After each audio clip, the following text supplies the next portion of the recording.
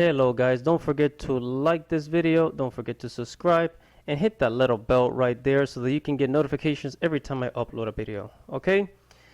Enjoy. Hello guys, this is andyartstv, and your host, your one and only host, Andy Matrix. What is up, dudes? Alright, so here we're gonna talk about the possible season 4 of Avatar: The Last Airbender, the season that never happened, basically. The season that never happened but could have been. Oh man. Oh man. There's a lot of reasons why this season did not happen, and I'm going to explain it here. I was doing some research, and it was actually really interesting as to how things went.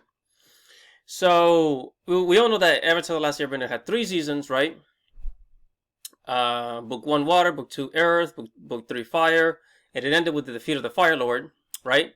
And then there was supposed to be a season 4, but it did not happen because Mike and Brian, the main creators of Avatar, said that 3 seasons was enough, and the point of the series was to defeat the Fire Lord, and it ended up beautifully. And then afterwards, of course, we got the comic books, right? But according to the head writer of Avatar: The Last Airbender. Come on, slide. There we go. So the picture you see on the right side, this goofy-looking guy, his name is Aaron Haas. In case you didn't know who he was the head writer of Avatar: The Last Airbender. And after The Last Airbender, he went on to have his own show that is a Netflix original, The Dragon Prince. Check it out. It's a pretty good show. It's not as good as Avatar, but it's still pretty good.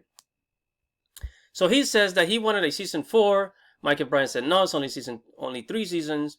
But after season 3 ended and seeing how the fans reacted, how popular it was, they were really eager to make a season 4. However, something happens before they were able to make a season 4. Right? You ready? Guess what happened? Take a good long guess as to what happened, why there was no season 4 of Avatar: The Last Airbender. Just take a guess. Just take a quick guess, guys. I'm going to give you a couple of seconds, right? You can pause the video and think about it. So here we go. And then Shyamalan came along. Oh man, dude. Jesus Christ. I don't know, it's almost as if everything that Shyamalan touches, it turns to shit. I mean, not everything, because he's made some good movies.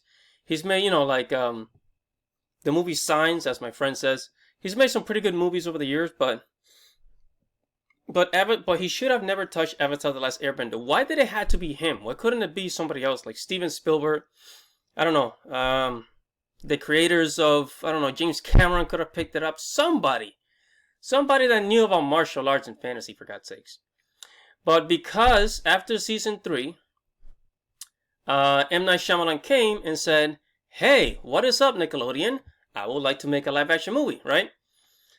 And so Mike and Brian said, "A live-action movie? Sure, no problem." M. Night Shyamalan bought the license. He teamed up with the creators. Guess what?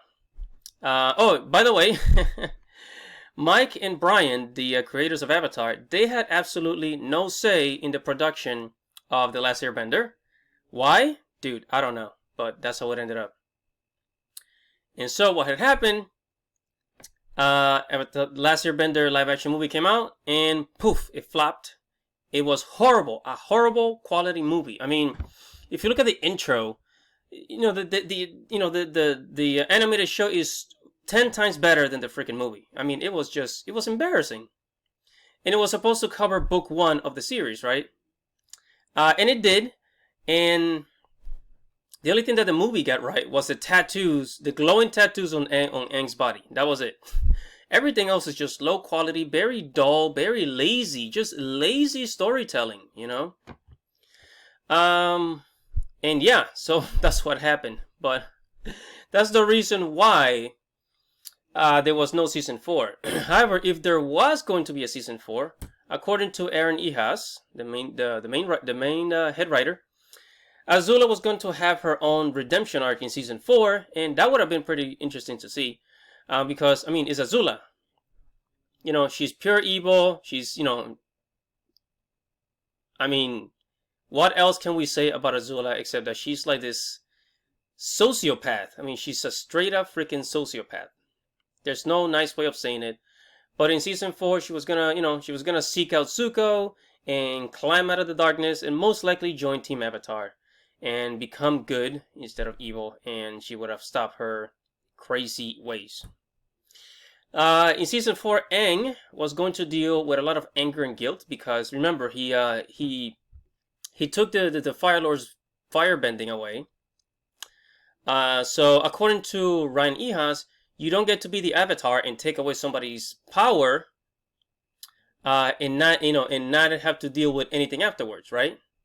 So once Aang, kind of like absorbed Fire Lord's firebending, or took away his firebending, Aang was going to deal with, because Aang apparently also absorbed some of the Fire Lord's darkness, so he was going to deal with a lot of anger, a lot of guilt, and other emotions. And dealing with that anger, he was going to seek out the one person in the entire show that has dealt with more anger than anybody else.